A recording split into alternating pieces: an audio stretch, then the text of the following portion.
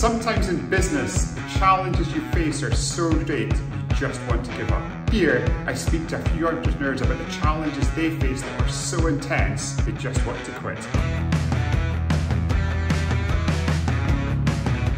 I think anyone that's built a business of scale kind of knows that you can go from like your highest high to your lowest low just in like such a compressed period of time. And I think everyone's had a moment where just the pressure, the situation, the intensity of it, the challenges feel like they're maybe getting a little bit too much. I mean, when were you closest to just like, to hell with this? Let's just not do this anymore. I'd gone to doing it, we put on events in Australia and I was living in New York at the time. And so to get there, you have to fly via LA and then across the Pacific to get there. And I remember coming back from that event and, you know, it's like the event was in Brisbane, it's like a 16, 17-hour flight back into LA. You know, I very rarely do I let anyone in the company fly business class, you know, so I try and I also follow that example. So it's like in economy for like 17 hours. And about 8 hours into this flight, I start feeling really unwell, like really unwell. And by the time I kind of arrive at immigration at LAX, and it's like a hot day, in LA, of course, it's always nice in LA. And I've got like 5 Qantas blankets over me. And the immigration guy doesn't even really want to let me into the country. You know, I'm kind of shivering so hard. And they wouldn't let me board my next flight from LA to New York. And I ended up kind of being in hospital for the best part of 10 days with pneumonia. In Los Angeles? In Los Angeles, on my own. You know, like just before the Christmas holidays. You know, like my then fiance kind of stressed out beyond belief. Like, you know, I was kind of there on my own. You know, and it wasn't one thing, you know, it was just a combination of having kind of pushed myself too hard for too long, you know, not yet kind of having the right management team around me, you know, not yet always being that honest with myself about kind of how much can get done. You know, you've always got to, as the CEO, you've always got to kind of be pushing the organization to do more than it thinks it can. But at the same time, you know, like, and sometimes you can get by to a bit too much. And I just remember kind of saying, like, it's just got to be too much, you know, and I think it was good, you know, I think everyone kind of has those moments. And I definitely at that point said, oh, maybe it's the time to get out. And, you know, I kind of took a couple of weeks off over the holidays and I kind of came back feeling better. But yeah, it was a pretty lonely and miserable time. And it does sometimes feel, which of course isn't true, but sometimes it does feel like the world is out to get you, you know, particularly when you're starting. You know, I remember another one, for reasons I will not understand, in the United States, when you post a package, you can't have any other labels on the outside. You can't have any advertising, which is weird. It's a country where like there's advertising everywhere, right? But put it on a package, oh no, that's not okay. And we had to express ship something. We turned up at this post office like 5 minutes before it was about to shut with some stuff in a box that we'd got from the office.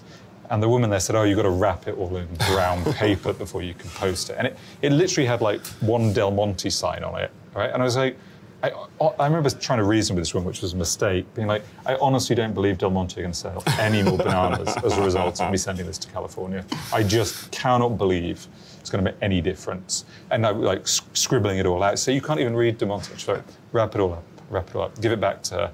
And it's like 5:01. She's like, we're closed now. And I was like, but this has to be in California tomorrow, it has to be. And I remember getting almost teary with her in this like really grim post office somewhere in Brooklyn. Yeah. So high highs and low lows for sure.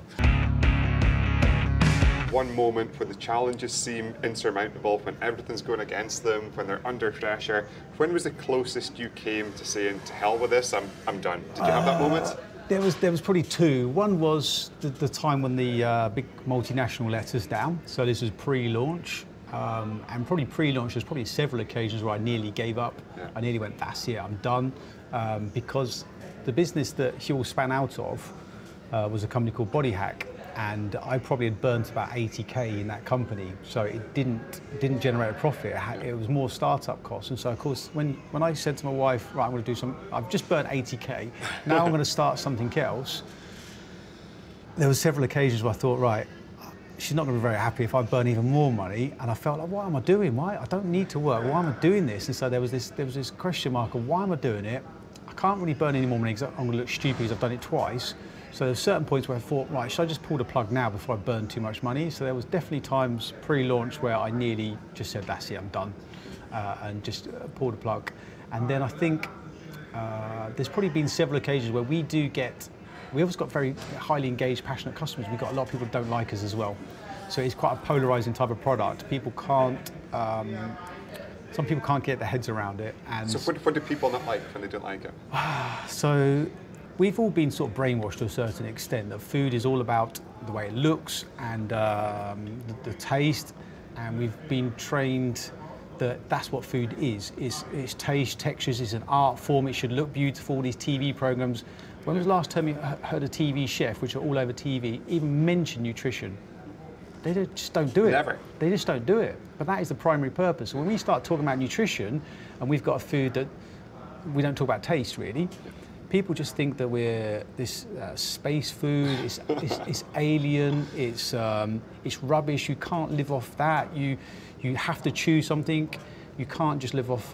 They call it liquid. Fuel's not a liquid. It's powder. You add liquid to consume it. It doesn't. You know, we've all eaten bread. Bread is a powdered food, but then it's reconstituted into a solid loaf. Yeah. People can see that and go, that's fine. But they see fuel as powder. They don't accept it, and so it does take a little bit of time for people to come on board. But yeah, so some people, you know, social media, people can be very, very vicious and very nasty. Twitter's a fun place sometimes. And sometimes it's soul destroying. When you sort of put your heart and soul in something, and then people are so nasty, you do sort of think, what's the point? Why am I doing this if people are going to be like so anti it? But then on the other side, you do get people who are so nice that our customers are so sort of passionate that it sort of keeps you going. So I suppose there's been times when you think, what's the point of this? You know, like you get such grief off people, constant grief. So we do a lot of social media advertising, a lot of social media engagement, and you do get both sides of the coin. And I did all of that I did all the social, every time we put an advert up top, I think it's polite or the right thing to do to respond to people. So even if they're being nasty, we usually respond to everybody. Yeah. If they're being ridiculously nasty, we just like blank them. But in general, we try and respond to everybody. And doing that job can be soul destroying. I think at certain times I just thought, why am I doing this? This is a lot of a hassle, a lot of grief, and I'm not enjoying this part of it. So what's the point? But no, just kept on pushing through, and then you get a nice email from someone, or you get a nice comment from somebody, and it keeps you going.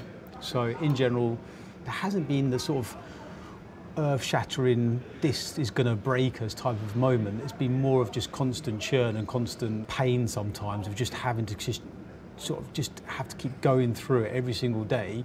But then we've got to a point now where, you know, you look back and you think it was worth it. I suppose it's equivalent to somebody doing a marathon run or something. When you're doing the marathon run, it's probably not much fun. Every step probably is a painful step. But if you keep going at the end, you know you're going to look back and go, I did it.